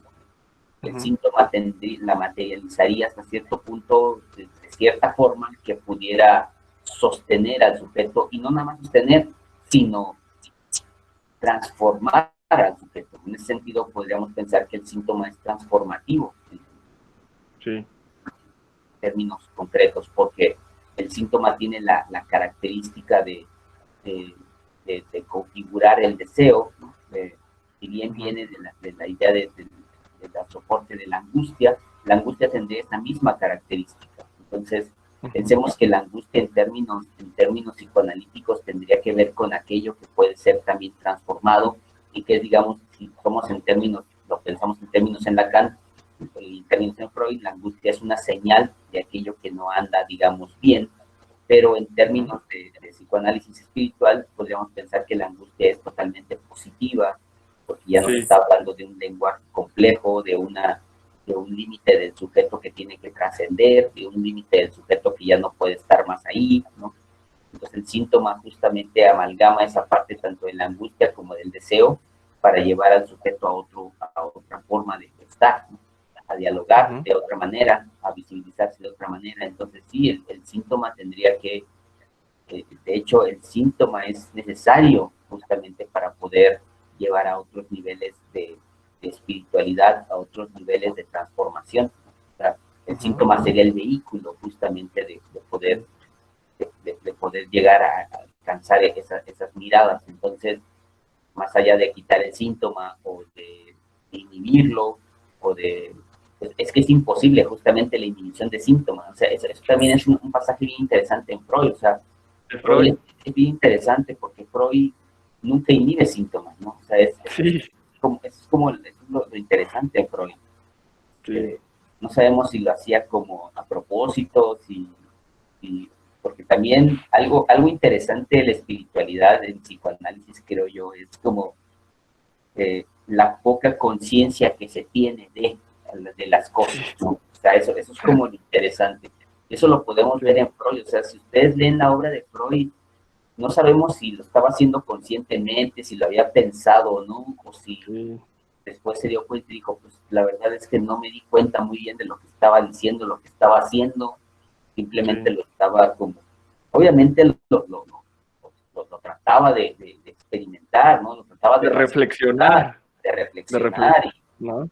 Sabemos que Freud era un tipo, bueno, por las biografías que hay de Freud, que era un tipo que reflexionaba todo el día, o sea, estaba escribiendo y estaba reflexionando, pero algo siempre salía mal, digamos, o algo más allá de él plasmaba, ¿no? O sea, y él mismo lo sabía. Entonces creo que esa parte de la experiencia, como la podemos ver en Freud, es algo del orden del psicoanálisis, sobre todo la espiritualidad, es algo que está más allá de la conciencia, es algo que no viene de racionalizarlo, es más allá de algo que viene de un lugar otro, ¿no? Que no podemos, ni siquiera habría que localizar, porque es el asunto. Pensamos entonces que, ya me vino esta idea, entonces la voy a localizar de dónde viene, ¿no? O sea, eso es complejo, o sea, eso es casi imposible, o sea, uno puede racionalizarla y por más que la racionaliza, se va a diluir por otros lados, por otros límites. Entonces, creo que esa parte de la espiritualidad, del psicoanálisis espiritual es lo que nos enseña también Freud, ¿no? O sea, pasa más allá de la conciencia, pasa muchísimo más allá de la razón. Y sí, creo que el síntoma tiene esas características. El síntoma, desde Freud sabemos que no es razonable, ¿no? El síntoma no obedece a la categoría de la razón. El síntoma tampoco obedece en específico. O sea, el síntoma aparece, irrumpe y se amalgama al sujeto, o más bien siempre ha sido, diría Lacan, el síntoma siempre ha sido estructura del sujeto, o siempre ha sido estructura del ser.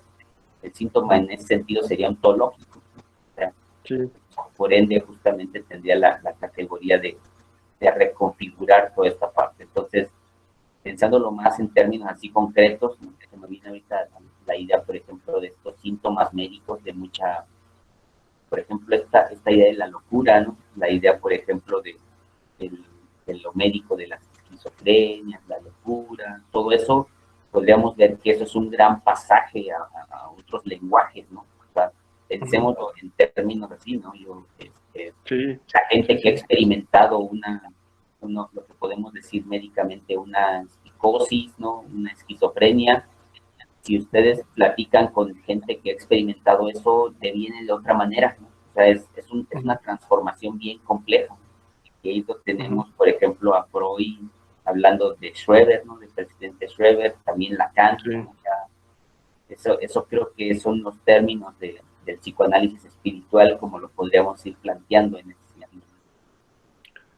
Bueno, bien, entonces ya nada más para que ir terminando, queda una entrada más, pero para que saques la Kalashnikov y le des duro ahí a este último punto, entonces dirías, el síntoma no solo no es un problema del sujeto, sino es algo que viene del orden de espiritual, entendido como más allá del sujeto, Entonces, en términos, es como lo que le comparte ese más allá al sujeto, ¿no? O sea, es como, mira, ahí te va un pedacito del más allá y, digamos, se codifica de esa manera tan incomprensible que entra la medicina y dice, es un síntoma, es un problema, hay que quitarlo, te causa malestar.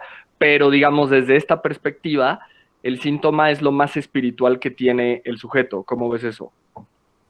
Claro, sí, totalmente de acuerdo, Javier. Yo creo que es eso, ¿no? Y creo que, por ejemplo, el que lo entendió bastante bien fue Lacan, ¿no? Con la noción de Sí. Santón que plantea, o sea, justamente si Lacan, nada ingenuo, hasta cierto punto, digo hasta cierto punto porque le pasó lo mismo que a Freud, ¿no? Lacan también hizo un montón de cosas y venían de algún lugar que no sabe a dónde, pero se plasmaban y después ya después quisieron hacer escuelas y todo eso, pero él mismo también sabía que había un montón de cosas que lo rebasaban y que en ese momento no se materializaban, sino hasta después, ¿no? O sea, y bueno, creo que ahí, por ejemplo, Lacan con la noción de santón, que es como interesante porque es un juego de palabras, ¿no? Entre síntoma y santo, o sea, justamente creo que viene de ahí, de sostener, ¿no? De poder sostener o de reconfigurar al sujeto.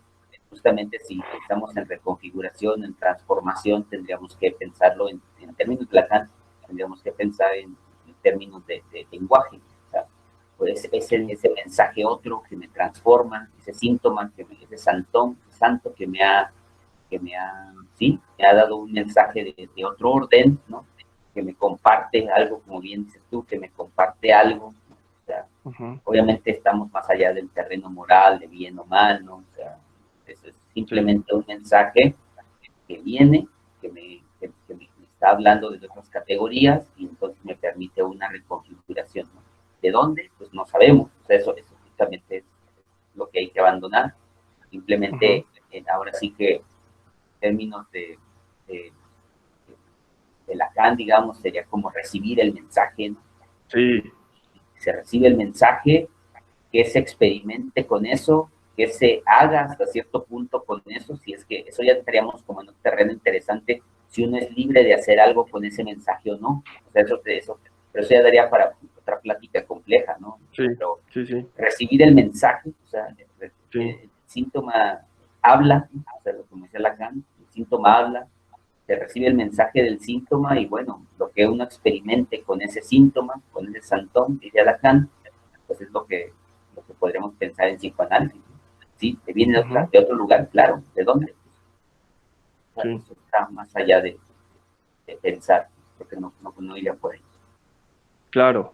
Bueno, y entonces ahí nada más el acote sería, pues queda rebasada la idea subjetivista de que los síntomas vienen de la infancia ¿no? De la persona, ¿no? O sea, como esta vieja idea también aparentemente, pues toda una tergiversación, que hoy se vende una verdad universal en las universidades de infancia es destino, ¿no? Y incluso hasta la han calcado escuelas de psicoterapia, que como buena psicoterapia, pues adolece de la más mínima reflexión, reproducen puros PowerPoints y pues, cosas como súper ingenuas, ¿no? Entonces, justamente, ¿no? Esta idea de síntoma desbanca eso de pasado, infancia es destino, los pasados de...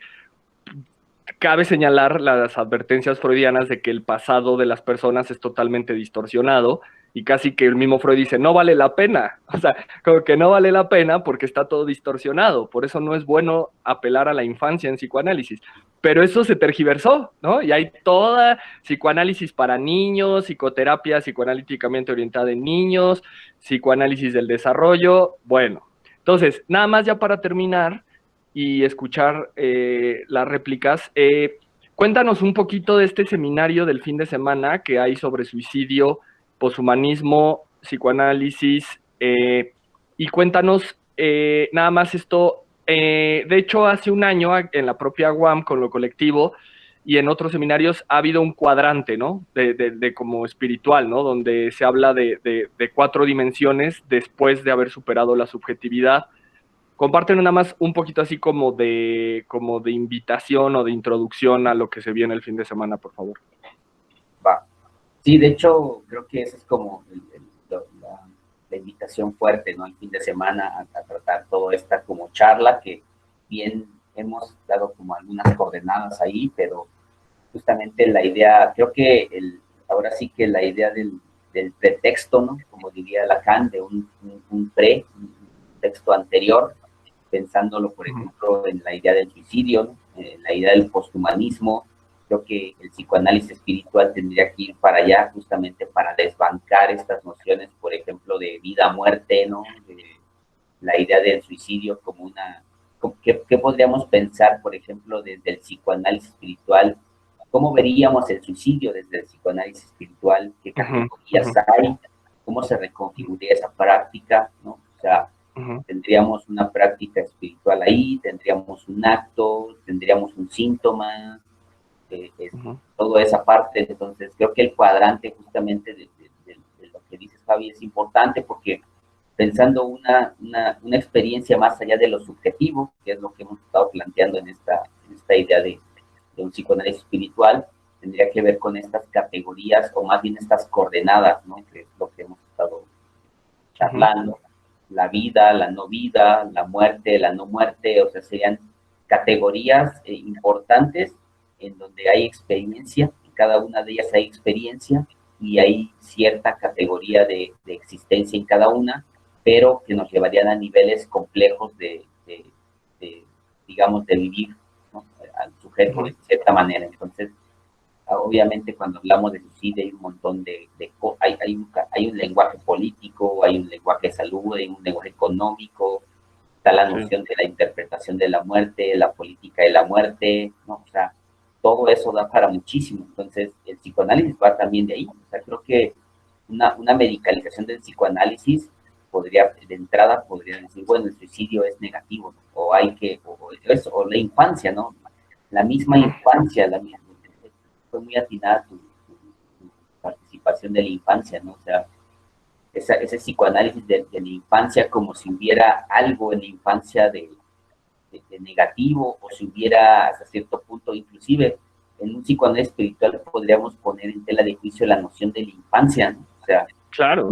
Y no nada más de un psicoanálisis espiritual, sino Freud mismo la ponía en tela de juicio. O sea, cuando Freud dice, bueno, es que si a ustedes me preguntan del inconsciente, pues el inconsciente es abierto, es infantil, o sea, por definición es infantil, ¿no? En un sentido de la sexualidad en la que hablaba Freud. Entonces, sí, esa categoría justamente de localización, o sea, no hay más que un deseo de localización en la clínica de la infancia, ¿no? Entonces, porque pareciera que hubiera como que, si esto ya lo llevamos a un terreno político, pareciera que hubiera que desde la infancia tratar a los sujetos para que no se desvíen. O sea, mientras más chicos, digamos, los trates, mejor, y no alcanzan a visibilizar otros síntomas, ¿no? En términos de un psicoanálisis espiritual, estaríamos diciendo, bueno, hay que ponerle el psicoanálisis de las infancias para que los sujetos no puedan recibir esos otros mensajes del síntoma que están hablando de la otra que le permiten una transformación o una reconfiguración.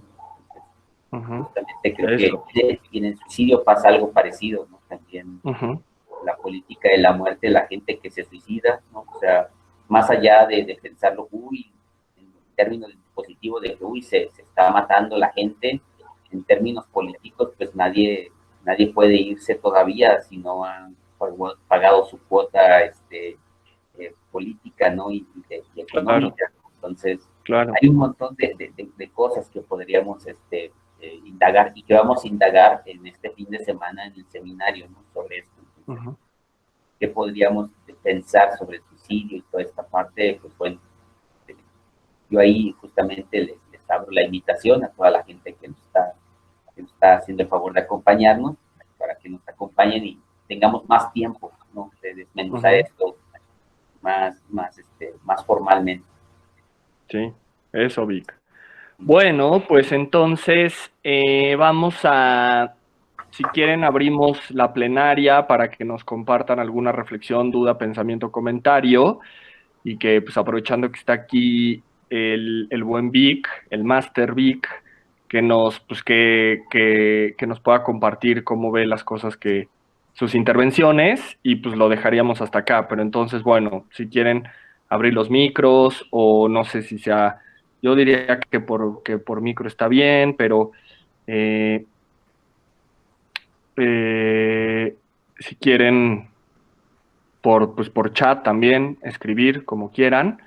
Pero entonces, no sé si haya dudas, comentarios, quien quiera preguntar.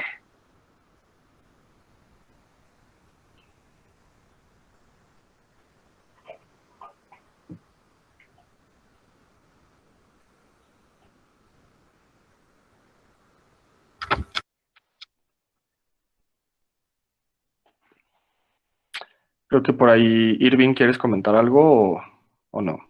No, igual solo mencionar que pues en la plataforma tenemos una manita justo para quien quiera realizar un comentario, quien quiera participar, pues puede presionarla y les va a salir que quiere participar. Entonces, pues como les menciona Javier, pues ya quien quiera participar, adelante por favor, y, y venga.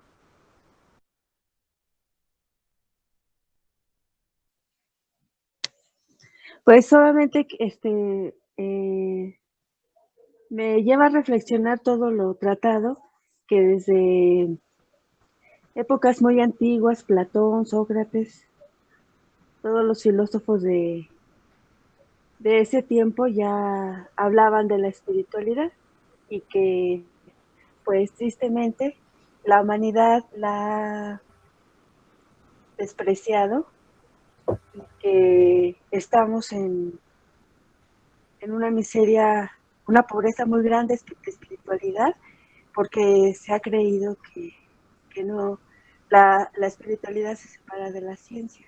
Sin embargo, los grandes filósofos dicen lo contrario, que la espiritualidad es el mero corazón de la ciencia y que tristemente pues la han hecho a un lado. Por eso es que la humanidad está en crisis, porque no se toma, no se le ha dado el lugar y la importancia que en verdad tiene la espiritualidad. Y pues ese es solo el comentario que puedo hacer. Sí. Ok, gracias. Y bueno, pues si quieren, escuchamos las que haya y ya nada más para hacer una ronda, bueno, que Víctor haga una ronda de respuestas. No sé si hay alguna más o nos quedamos con esta.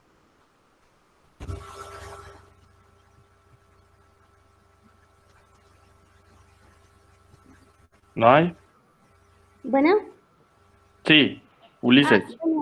Sí, bueno, me quería comentar acerca de que me cuesta un poco más de trabajo comprender el cómo este arco reflejo que ustedes lo visualizan en el estadio del espejo, cómo también podría funcionar como un fenómeno telepático. Digo, porque posiblemente pues también he cruzado por esa parte de solamente se considera desde el campo como algo biológico, pero nunca lo conectan con esta parte de lo espiritual. Entonces me gustaría comprender o alcanzar como, o que me pudieran explicar cómo es que se conecta con esta parte espiritual.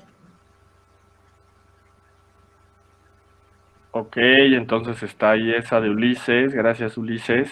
¿Alguna más que haya? ¿No? Ahora sí que ahí muere. Bueno, pues entonces vamos a hacer esas respuestas y ahí lo dejamos. Pues Vic, están estas dos, ¿no? La de la importancia de la espiritualidad y esta segunda más puntual sobre el arco reflejo, como que el rebote, ¿no? El rebote, cómo, digamos, se anclaría, porque justo ahí está, ¿no? Está este pasaje biológico, anatómico, social, espiritual, ¿no? Pero, pues, ¿cómo ves tú, Vic? Sí, bueno, de la primera participación, sí, justamente hablando de rebote, creo que es como un buen ejemplo, ¿no? De cómo se construye el pensamiento y cómo podríamos pensar la espiritualidad. La espiritualidad siempre es, digamos, en rebote, o sea, tiene que haber una resonancia de alguien para poder generar una carga de otro, ¿no? Entonces, por ejemplo, lo que comentaba la compañera del mundo antiguo, justamente la espiritualidad y la ciencia, ¿no? O sea, creo que me hizo pensar mucho en lo que dijo la compañera, es una crítica que, por ejemplo, hace Heidegger todo el tiempo, o sea, es un textito que tiene que se llama ¿qué es el pensar? ¿No? ¿Qué significa pensar?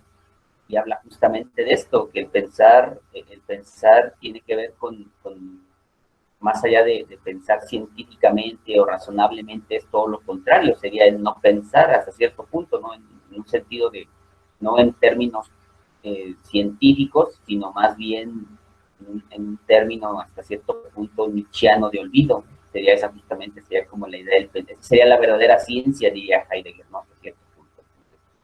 Me hizo mucho, y él lo vinculaba mucho con el mundo antiguo, hasta cierto punto, donde la ciencia era justamente olvidar la categoría que uno tenía de existencia en el mundo para reconfigurar otra, ¿no?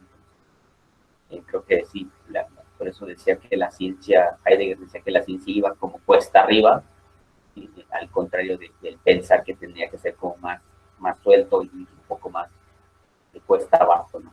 Entonces, sí, totalmente de acuerdo. Más la ciencia y la espiritualidad van justamente de la mano, en cierto punto, en donde las hemos disociado, en donde pensamos que una cosa tiene más peso que otra, ¿no? O que una cosa es mayor que otra. Creo que ese es el problema de la modernidad. Cuando la espiritualidad pasó a ser como a segundo nivel o algo menos serio que la ciencia, y cuando la ciencia toma una categoría más elevada o de más prestigio, ¿no? o de más tecnología, diría Heidegger, de más utilitarismo.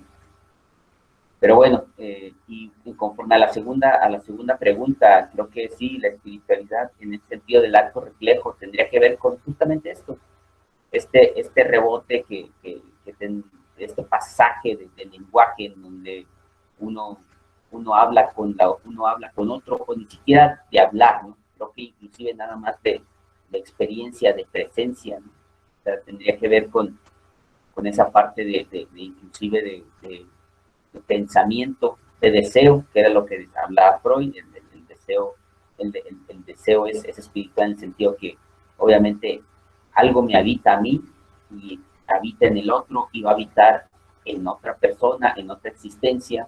Entonces hay una suerte de interpretación, ¿no?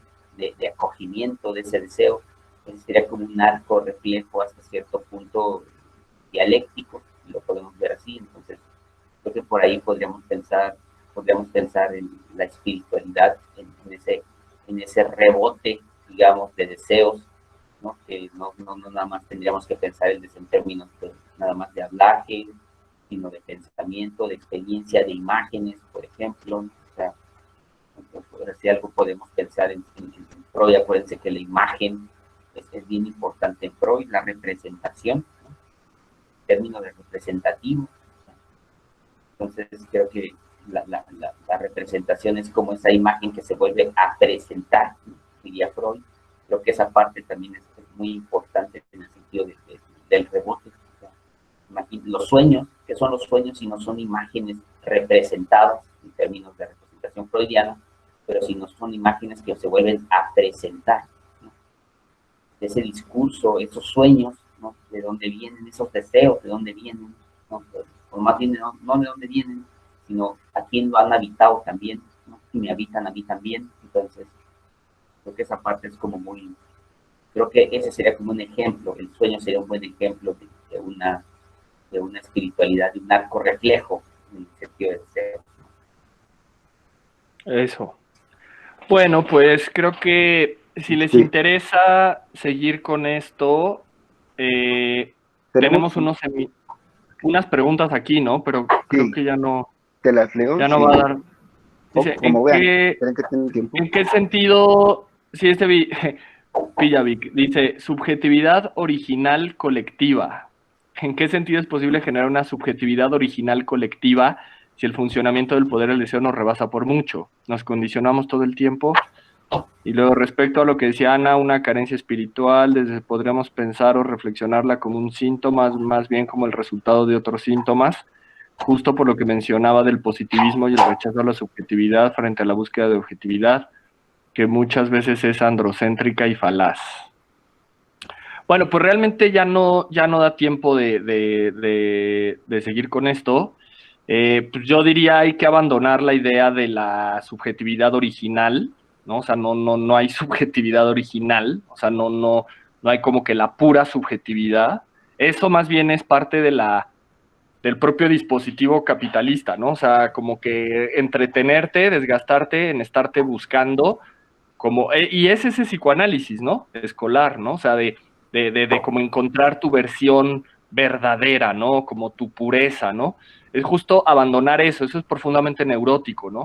O sea, la psicoterapia en su mayoría es profundamente neurótica y el psicoanálisis, entonces, pues, sería más como que abandonar estos rollos de subjetividad original colectiva,